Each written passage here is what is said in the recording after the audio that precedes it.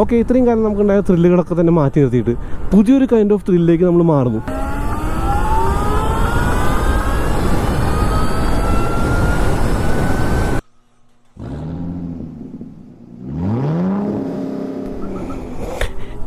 ഈ ട്രാക്കിൽ ഇതിന് മുന്നേ നമ്മൾ ഓടിക്കുന്നത് ഓപ്പൺ ഇലക്ട്രിക് കൊണ്ടാണ്.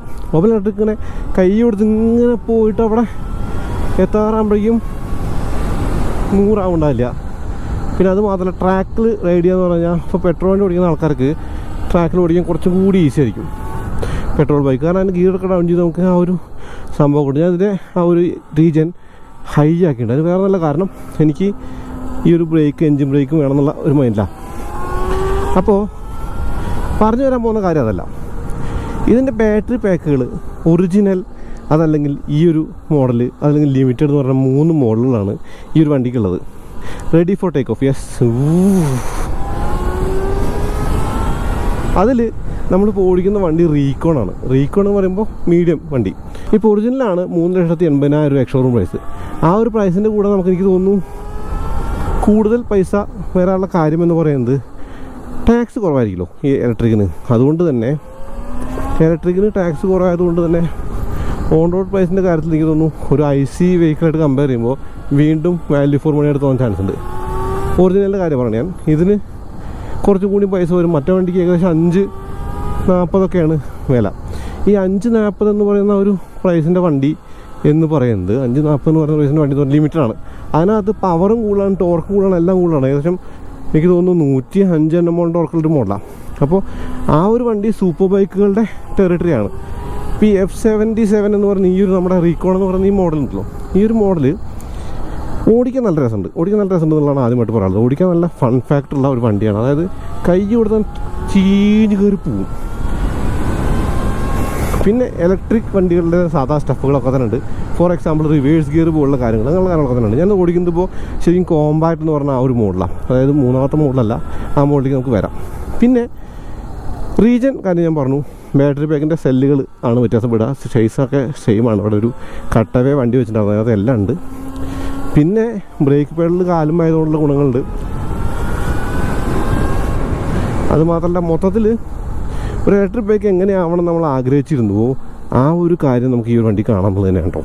അതാ പറയാനുള്ളത്. പിന്നെ നെഗറ്റീവ് എന്ന് പറയുമ്പോഴേ ഒരു ഇത്തിരിയോളം നെഗറ്റീവ് ആസ്പെക്ട്സ് ഉണ്ട്. അതിൻ്റെ ഒന്നെന്ന് പറയുമ്പോൾ plastic quality is okay, could be better എന്ന് പറയാം. അത് മാത്രമല്ല, ഇപ്പോൾ ഈ ഒരു പാനൽ, അതായത് ചാർജിങ് പാനലിൽ അടപ്പില്ല എന്നുള്ളതാണ്. അടപ്പുണ്ട്, ലോക്കില്ല എന്നുള്ളതാണ്. ആ ഒരു ലോക്കിൻ്റെ കാര്യം പറഞ്ഞത് കാരണമല്ല, ആ ലോക്ക് നമുക്ക് വരുമെന്നാണ് പറഞ്ഞത്. അങ്ങനെ വരുമ്പോൾ നമുക്കത് ഗുണമാണ്. അത് മാത്രമല്ല, വേറൊരു പ്രധാന കാര്യമെന്ന് പറയുന്നത് ചാർജിങ് സോക്കറ്റ് ഗ്ലോബലായിട്ടുള്ള കാറുകളുടെ ഉള്ള ചാർജിങ് സോക്കറ്റ് വെച്ചാൽ ഇതിൻ്റെ ചാർജിങ് കുറച്ചും കൂടി ഈസി ആയിരിക്കും തോന്നുന്നത്. അത് നമുക്ക് സാധാരണക്കാർക്കൊക്കെ കുറച്ചും കൂടി ഈസി ആയിരിക്കും തോന്നുന്നുണ്ട് എവിടെ കൊണ്ടുപോയി ഫാസ്റ്റ് ചാർജ് ചെയ്യാനൊക്കെ. അത് ഫാസ്റ്റ് ചാർജിങ് ക്യാപ്പബിലിറ്റീസിലാണ്. 10.5 kWh ബാറ്ററിയുള്ള ഈ ഒരു വണ്ടി, അതായത് 7.4 kWh മറ്റേ ഒറിജിനലിൻ്റെ വില. ആ ഒരു സംഗതി ഈ ഒരു സംഗതി കൂടി വ്യത്യാസം എന്ന് പറയുന്നത് ഒരു kWh അപ്പോൾ റേഞ്ചിൽ ഇത് മാറും. റേഞ്ച് അത്യാവശ്യം നല്ല റേഞ്ചിലൊരു മോഡലാണിത്. പിന്നെ കുറേ അധികം ഫീച്ചേഴ്സ്, മാപ്പ് മൈൻഡിയാണ് മാപ്പ് വരുന്നത്. മാപ്പ് ഇതുവരെ കിട്ടിയില്ല, അത് ഇടുന്നാണ് പറയണത്. അപ്പോൾ ഇടുന്ന് പറയുമ്പോൾ അത് ഇട്ട് കഴിഞ്ഞാൽ കുറച്ചും കൂടി നന്നായിരിക്കും തോന്നുന്നുണ്ട്. പിന്നെ അങ്ങനെയുള്ള കാര്യങ്ങളൊക്കെ കൂടി നോക്കുമ്പോൾ ഫ്യൂച്ചർ ഈസ് ഹിയർ എന്നല്ലേ പറയാം. ഫ്യൂച്ചർ എന്ന് പറയുന്നത് എന്താണ്? ഇലക്ട്രിക് ആണെന്ന് നമുക്കറിയാം. ആ ഒരു ഇലക്ട്രിക് ഫ്യൂച്ചർ ഈസ് ഹിയർ എന്നുള്ളത് തന്നെയാണ്. അപ്പോൾ ഞാൻ ചെയ്യാൻ പോകുന്നൊരു കാര്യം എന്ന് പറയുന്നത് ഈ ഒരു വണ്ടിയുടെ ഒരു വാല്യൂ ഫോർ മണി പ്രൊപ്പോസിഷൻ എന്താ എന്ന് സംസാരിക്കാനുള്ളതായിരുന്നു. നമ്മൾ വണ്ടി വാങ്ങി, ഇപ്പോൾ നമ്മളൊരു ഏറ്റവും കുറഞ്ഞ വണ്ടി വാങ്ങി 3,80,000 രൂപയുടെ വണ്ടി എക്സ്ഷോറൂം പ്രൈസ് ഇല്ലെങ്കിൽ ഇൻഷുറൻസ് ഉണ്ടെങ്കിലും ഒരു 4 ലക്ഷം രൂപയ്ക്ക് മേടിച്ചു എന്ന് കരുതുക. അങ്ങനെ കരുതുമ്പോൾ ആ ഒരു വണ്ടിക്ക് നമുക്ക് കിട്ടുന്ന ബെനിഫിറ്റുകൾ എന്തൊക്കെയാണ്? എന്താ ബെനിഫിറ്റ്? എന്താ ശരിക്കും ഫ്യൂവൽ അടിക്കാതെ ഓടിക്കാമെന്നുള്ളത് തന്നെയാണ്. അതുമാത്രമല്ല, ഫ്യൂവൽ ഓടിക്കാമെന്ന് പറയുമ്പോഴും അത്യാവശ്യം ഇലക്ട്രിക് വണ്ടികൾ ഓടിക്കുമ്പോൾ ശരിക്കും ആ ഒരു ഐസ് കാറല്ല, ഐസ് ബൈക്കുകളുടെ ഫണ്ട് കിട്ടുമ്പോൾ വെച്ചാൽ കിട്ടില്ല എന്ന് തന്നെയാണ്. പക്ഷേ ഈ ഒരു വണ്ടിക്ക് ആ ഒരു ബ്രേക്ക് പിടിക്കുമ്പോൾ മോട്ടർ കട്ട് ഓഫ് ആവുന്നില്ല എന്നുള്ളത് ശരിക്കും ഒപ്റ്റിമൈസ്ഡ് വെൽ എന്നുള്ളൊരു കാര്യം കൂടിയുണ്ട്. അങ്ങനെ നോക്കുമ്പോൾ ഈ ഒരു വണ്ടി സ്പോട്ട് ഓൺ ആണ് എന്നുള്ളത് തന്നെ കേട്ടോ. അപ്പോൾ അത്രയൊക്കെ പറയുള്ളൂ. അതായത് ശരിക്കും ഒരുപാട് ഫീച്ചേഴ്സുള്ള ഒരു വണ്ടി, ഈ ഒരു ഫ്യൂച്ചർ പ്രൂഫ് ആയിട്ടുള്ള ഡിസൈനുള്ള സ്വന്തമായിട്ട് സോഫ്റ്റ്വെയർ ഡെവലപ്പ് ചെയ്യുന്നവർ പറയുന്നു. അതുകൊണ്ട് തന്നെ എന്ത് വേണമെങ്കിൽ ആഡ് ചെയ്യാന്നുള്ളൊരു ഗുണമുണ്ട്. അങ്ങനെ കുറേ അധികം കാര്യങ്ങൾ ഈ വണ്ടിയിലുണ്ട് എന്നുള്ളത് ഒരു വലിയ ഗുണമാണ് എന്നുള്ളത് തന്നെയാണ്.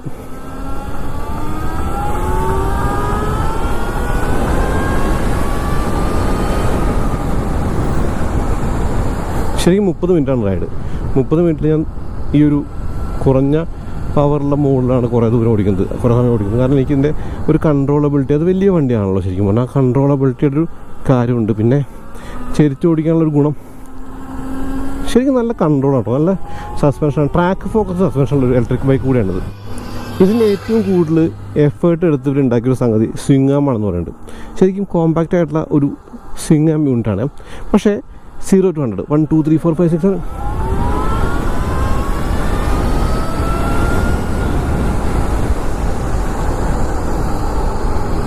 100 കിലോമീറ്റർ തേച്ച് പോയില്ല കേട്ടോ.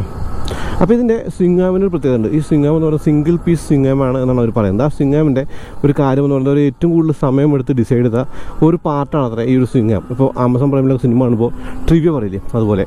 അതായത് ബാറ്ററി പാക്കിൻ്റെ ഈ മോട്ടറിൻ്റെ അപ്പോൾ ഒരു കാഴ്ച വെച്ചിരുന്ന കാണാൻ പറ്റുന്ന സംഗതി സ്വിംഗ് ആം ആയിരുന്നു എന്നുള്ളതാണ്. അപ്പോൾ ട്രാക്കിൽ കിടന്ന അരമണിക്കൂർ കുന്തളിപ്പ് കാണിച്ചു. ആ അരമണിക്കൂർ കുന്തളിപ്പ് കാണിച്ച ഒരു കാര്യത്തിൻ്റെ ഒരു ഫീഡ്ബാക്ക് കൂടി തരാം, വേണ്ടേ? അതുകൂടി തരാം. അതായത് ദിസ് തിങ് ഈസ് ഫാസ്റ്റ് എന്ന് വെച്ചാൽ ഭയങ്കര ഇൻസ്റ്റൻസ് ആണ്. അതായത് ടോർക്ക് ബാൻഡിൻ്റെ കാര്യം അറിയാം, ഇലക്ട്രിക്കിൻ്റെ, അതിന് പ്രത്യേകിച്ച് ഒരു ബാൻഡൊന്നും ഇല്ലാത്തതുകൊണ്ട് ശരിക്കും കൈ കൊടുത്താൽ പറന്ന് കയറി പോകുന്നൊരു പരിപാടിയുണ്ട്. അതുകൊണ്ട് ഇത് ഭയങ്കര എന്താ പറയുക, രസമുണ്ട് ഓടിക്കാണ്ട്, ഫൺ ഫാക്ടർ ഭയങ്കരമായിട്ടുണ്ട്. അതുമാത്രമല്ല ഇതിൻ്റെ ഒരു ബാറ്ററിയുടെ പാക്ക് താഴെ ആയതുകൊണ്ട് തീർത്തും നല്ല ഒരു സ്റ്റേബിളാണ് കാര്യങ്ങൾ. ട്രാക്ക് ഫോക്കസ്ഡ് സസ്പെൻഷൻ പോലെ തോന്നി. അതായത് നമ്മളിപ്പോൾ അമേച്ചറാണ്, എനിക്ക് തോന്നുന്നു കുറച്ചൊരു ഇത്തിരി ഒരു പ്രൊഫഷണലായിട്ടുള്ള ആൾക്കാരെ ഓടിച്ചാലും അങ്ങനെ തന്നെ തോന്നുള്ളൂ, അതിൽ കാര്യമൊന്നും പറയാനില്ല. പിന്നെ തിരിവൊക്കെ എടുക്കുമ്പോൾ നമുക്ക് അത്യാവശ്യം നല്ല കോൺഫിഡൻസ് ഒക്കെ ഉണ്ട്. ആ ബാക്കിലെ ബ്രേക്ക് കാലും വേണ്ട, ബാക്കിലെ ബ്രേക്ക് ഉപയോഗിക്കേണ്ടി വരാറില്ല, കാരണം ഡിസ്ക് പക്കയാണ്. ബ്രേക്കിൻ്റെ കാര്യം പറയുമ്പോൾ ഇതിന് ഞാൻ ഹൈ ആണ് ഇട്ടേക്കുന്നത്, ആ ഒരു റീജൻ ഞാൻ പറഞ്ഞല്ലോ. അതുകൊണ്ട് തന്നെ ബ്രേക്ക് എന്ന് പറയുന്നത് ശരിക്കും നല്ല കോൺഫിഡൻസ് ഒക്കെ തരുന്നുണ്ട്. പിന്നെ സ്പീഡ് എന്ന് പറയുന്നത് അത്യാവശ്യം നല്ല ഫാസ്റ്റായിട്ട് ഓടിക്കാൻ പറ്റും. ഞാൻ ഇവിടെ ഇങ്ങനെ കൈ കൊടുത്ത് ഓടിക്കണം.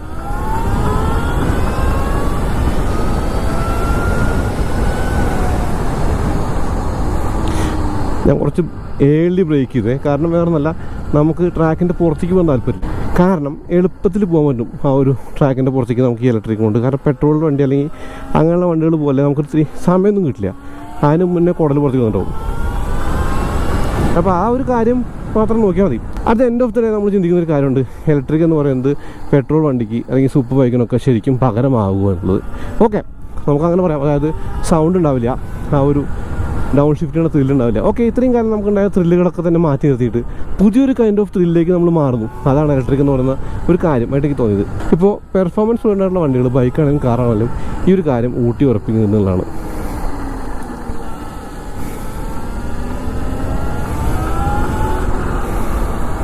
ഞാൻ മിക്കവാറൊക്കെ ഈ ഒരു ട്രാക്കിൽ ഓടിച്ച മോഡെന്ന് പറയുന്നത് ആ ഒരു ബല്ലാസ്റ്റിക് മോഡാണ്. കാരണം ശരിക്കും കോർണറൊക്കെ ആക്കാൻ വേണ്ടി നമ്മൾ ബ്രേക്ക് ചെയ്ത് കഴിയുമ്പോൾ തിരിച്ച് ആ ഒരു സ്പീഡിലേക്ക് നമുക്ക് എത്താനായിട്ട് ഏറ്റവും ബെസ്റ്റ് മോഡ് ഇതാണ്. അപ്പോൾ ആ ഒരു മോഡിൻ്റെ കാര്യം കൂടെ ഒന്നുകൂടി പറയാം. ഇത് ആദ്യം ഇറങ്ങിയപ്പോൾ സ്റ്റെല്ലൊക്കെ ഓടിക്കുന്ന സമയത്ത് 30% ബാറ്ററി ആകുന്ന, അല്ലെങ്കിൽ 30% ബാറ്ററി പോകുന്നത് വരെ നമുക്ക് ഈ ഒരു റീജൻ ഓടിക്കാൻ പറ്റുമായിരുന്നുള്ളൂ. ബാക്കി 70% ഈ ഒരു മോഡിലേക്ക് എത്താൻ പറ്റില്ലായിരുന്നു. ഇപ്പം അങ്ങനെയല്ല, ഇപ്പോൾ 70% ബാറ്ററി വരെ നമുക്ക് ഓടിക്കാം. അതിൽ താഴെ 30% എത്തിയാൽ മാത്രമേ ആ ഒരു മോഡ് ആക്റ്റീവ് ആവാതിരിക്കുള്ളൂ. സാധാരണ ഈക്കോ മോഡ് പോലുള്ള മോഡുകളിൽ ഓടിക്കേണ്ടി വരുള്ളൂ എന്നുള്ളതാണ്. അപ്പോൾ അത്രയൊക്കെ ഉള്ളൂ പറയാനായിട്ട്. ട്രാക്കിൽ ഓടിച്ചു, ഹൈവേയിൽ ഓടിച്ചു, അതുപോലെ നമ്മൾ അത്യാവശ്യം നന്നായി തന്നെ ഈ വണ്ടിയുടെ എല്ലാ കാര്യങ്ങളും നോക്കി. എനിക്ക് ഒരു ദിവസം മുഴുവനായിട്ട് ഈ ഒരു അൾട്രാ വയലറ്റിൻ്റെ F77 റീകോൺ മോഡലിൻ്റെ കൂടെ കഴിഞ്ഞപ്പോൾ അല്ലെങ്കിൽ ഓടിച്ചപ്പോൾ മനസ്സിലായ ഒരു കാര്യം എന്ന് പറയുന്നത്, ദിസ് തിങ് ഈസ് ഗുഡ്. ഇത് ഒരു പൊട്ടൻഷ്യലുള്ള വണ്ടിയാണ്. ഒരു ഇന്ത്യൻ കമ്പനിയിൽ നിന്ന് ഇങ്ങനത്തെ ഒരു വണ്ടി വരുന്നു എന്നുള്ളത് തീർത്തും അഭിമാനമുള്ള കാര്യമാണ്. അപ്പോൾ എന്തായാലും ഈ വണ്ടി വരുമ്പോൾ ഒന്ന് ടെസ്റ്റ് ഡ്രൈവ് നോക്കുള്ളൂ. പതിപോലെ ഒരു വീഡിയോ ഉപയോഗപ്പെട്ടു എന്ന് തന്നെ കരുതാണ്. കോർണറിലാണ് കേട്ടോ. അപ്പോൾ ഇഷ്ടമായെങ്കിൽ ചാനൽ സബ്സ്ക്രൈബ് ചെയ്യാം, കൂടാതെ ബെല്ലൈക്കൺ ക്ലിക്ക് ചെയ്യാൻ നോട്ടിഫിക്കേഷൻ കിട്ടുക. കാരണം ഇപ്പോൾ വീഡിയോസൊക്കെ വരുന്നത് ആളുകൾ അറിയുന്നില്ല, അപ്പോൾ ഫോൺ ചെയ്യുമ്പോഴാണ് നിങ്ങൾ വീഡിയോ എടുത്തിട്ട് കുറേ ആയാലോ എന്നൊക്കെ ചോദിക്കണം. അപ്പോൾ ബെല്ലൈക്കൺ ക്ലിക്ക് ചെയ്യാം. അടുത്ത വീഡിയോ വീണ്ടും വരാം. കോർണർ തിരിച്ച് നന്ദി, നമസ്കാരം.